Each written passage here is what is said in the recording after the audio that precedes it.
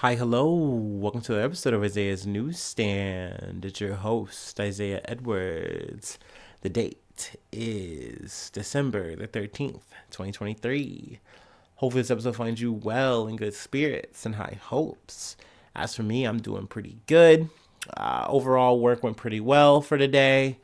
Let's see here. I really don't have any stunning, awesome food corner to report in. It was pretty ho hum, pretty regular. So yeah, there's really nothing really in the personal news category. So I'll go ahead and do my startup and then we'll just get into some news.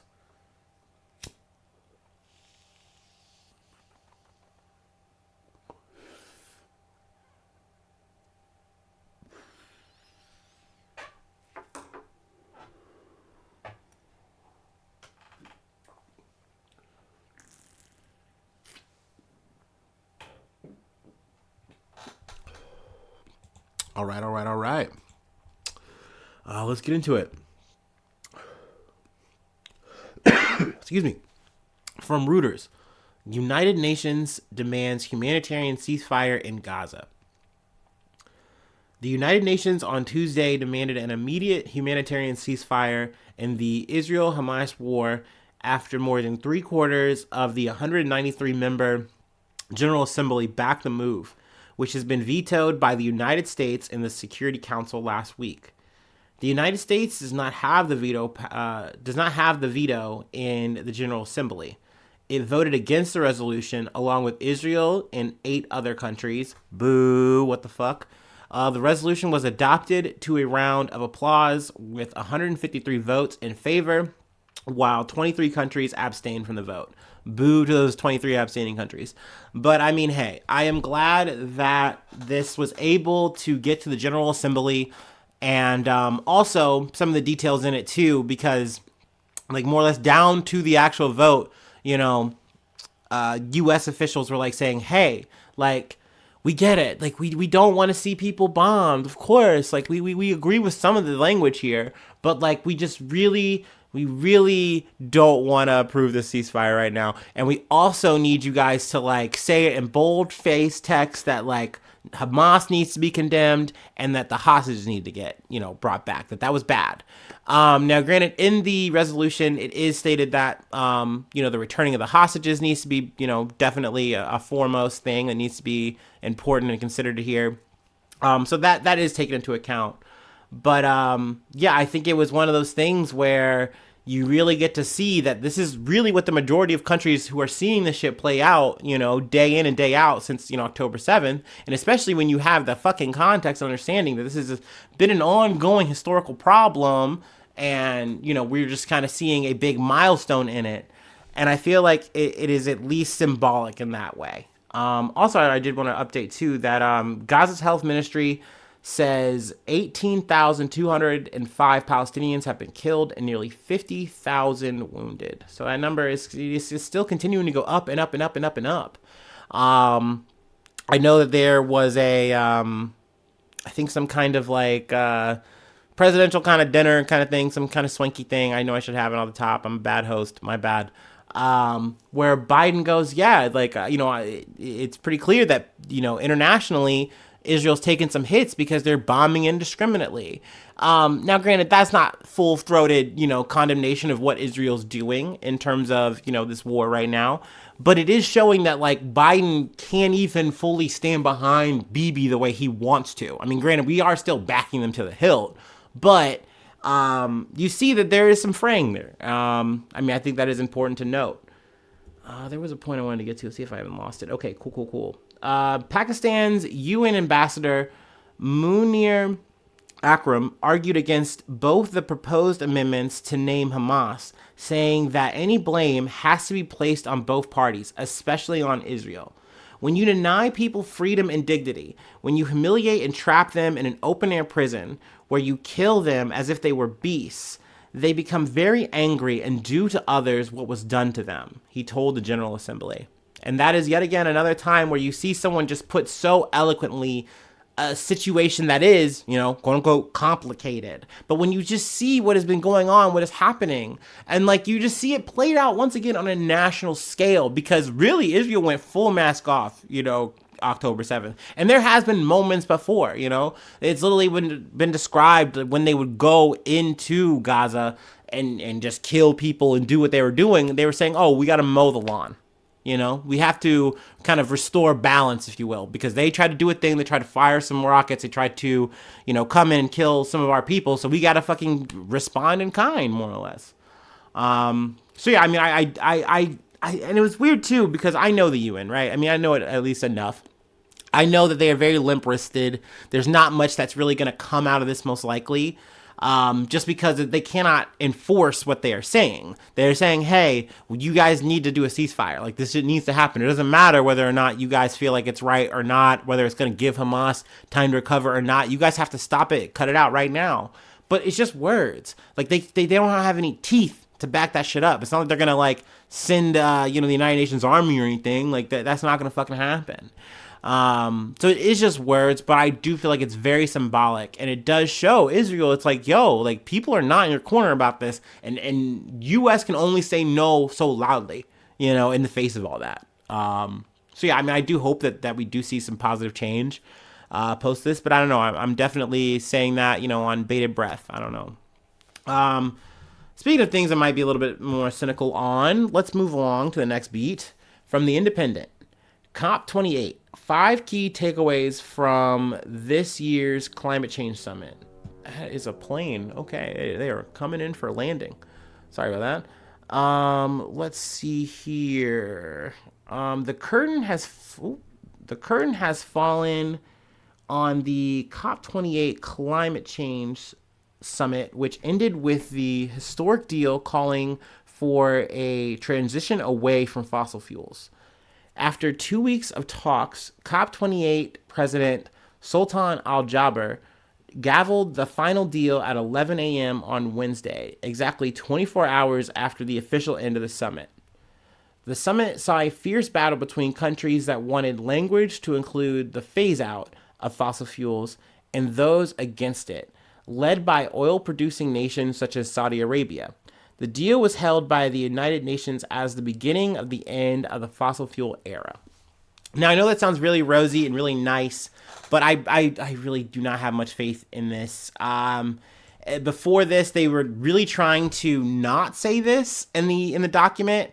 Essentially, they were trying to say, like, oh, well, we'll make sure that we're going to focus on emissions and making sure that those are contained and reduced, and that will be good for the planet. That will get us to that 1.5. That'll keep us under that 1.5 degree threshold, so that we don't all boil alive and die. That'll do that. Where it's like, no, like, we came here, and then the goal that we are supposed to be ramping up to is getting rid of fossil fuels. But of course, already on the face of it, this is very kind of suspect, just because the COP28 summit was set in Saudi Arabia. It was set in Dubai, if I'm not mistaken, yes. Hosted by Dubai, United Arab Emirates, UAE, there you go. But I mean, already off the top, the Sultan Al-Jaber, he did an online event where he was pretty much saying that he doesn't believe that the science is really there on having to phase out fossil fuels. Which is like, man, come on, dude. Like, you're supposed to be hosting this, leading this conference, and not to mention, it's not just you who's a big fucking naysayer in this fucking thought line. You're also bringing in a bunch of oil-producing, entities and companies out to this whole thing. And it's weird, right? Because these guys come in with, like, the cloak and dagger thing of saying, hey, we're here because we want to do better. We want to work with and solve the problem, not just be the problem. But it's like, really, when you get into it, these guys just come in and they lobby. They lobby. That's why it's one of those things where I come into each of these cops now with less hope than the time before, because they say all these cool fucking things and they don't do them. And you see all these countries and corporations come through and talk all that fucking good shit, and then year after year, they don't deliver. And then we all shrug and go, well, what's going on? The world's just fucking up and all this climate change. What's going on?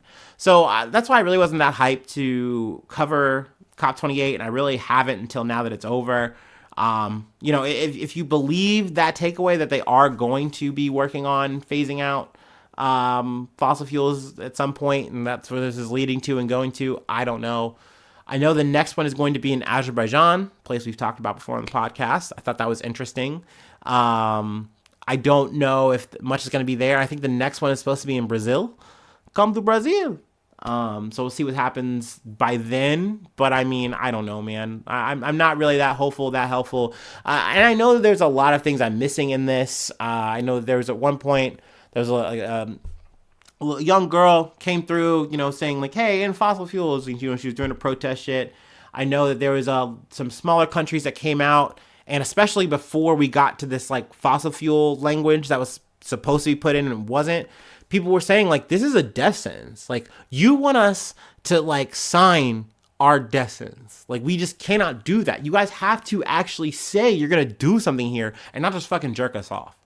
Now I know that, there's more talk about like solar energy, potentially cutting coal, things like that, but we'll see if the big nations actually come through on that shit. And I mean, yeah, the solar shit is very interesting, and the alternative, sources of energy, renewable energy, but it's not going to offset the fossil fuel situation at all. You have people fucking doing all this fucking shit with the oil. You have all this fucking shit with coal production and all that. So, once again, I'm going to be waiting on with bated breath. We'll see. I always want to come bringing y'all good news, but this feels a little bit mixed. You know what I mean? All right. Let's move on to the next beat. Got an update for you from Detroit Free Press. Detroit man 28 charged in killing of Samantha Woll, Jewish synagogue leader. A suspect has been charged in the killing of Detroit synagogue leader Samantha Woll, Wayne County prosecutor Ken Worthy announced Wednesday. Michael Manuel Jackson Bolanos, 28, from Detroit, was charged with homicide, home invasion, and lying to police officers. He's accused of killing Woll during a home invasion and did not know Woll, Worthy said. Detroit police confirmed Tuesday's charges were requested against the suspect, who was apprehended as a person of interest on Sunday. Now, this is the second person of interest. I believe I got on and did an update where we talked about them, saying like, hey, we are pretty certain that this is not a hate crime, just because of the timing of it. It was like, I believe, the 21st. And, October 7th had just fucking happened, obviously. And people were thinking like, oh, this is like a religious kind of motivated thing. This is like some anti-Semitism shit. This is a hate crime. And it looks like this was just a kind of very plain and simple kind of home invasion gone wrong. But I mean, I'm sure there's going to be more details to come. But I mean, just ever since we got on the story, I felt the need to really try to do the best coverage I could on it, in terms of just saying like, hey, Woll was a very important person to a lot of people. That's any person I cover on here in terms of, the loss of life and all that, because I mean, yeah, you have family, you have people who care about you. And in Woll's situations, he was a person who was very active in community, either politically, religious, all kinds of shit. She was, and not just with the Jewish community, also, working with the Muslim community as well. And I think that's something that's very great and admirable, that you're doing the best you can, once again, for the people around you, just period. And it really seemed like Woll was a really good person, and it's a shame that her life was snuffed out like this, over something so senseless. You know what I mean?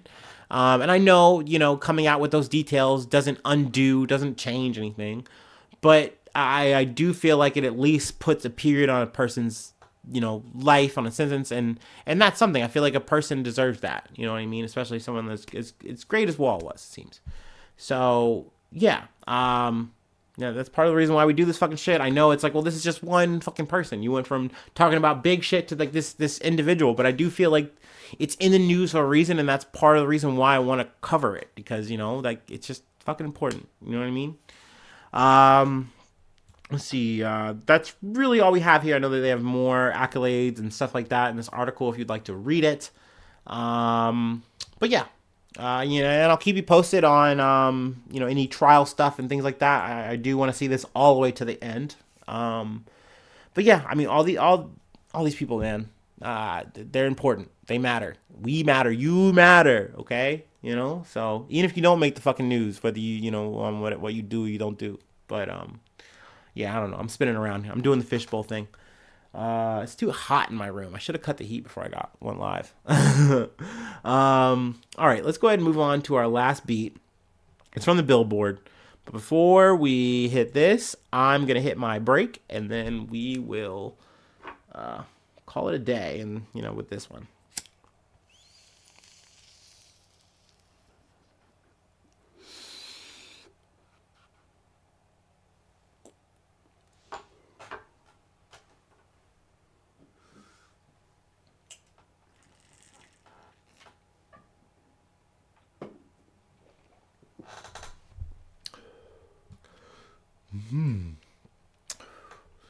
Ooh.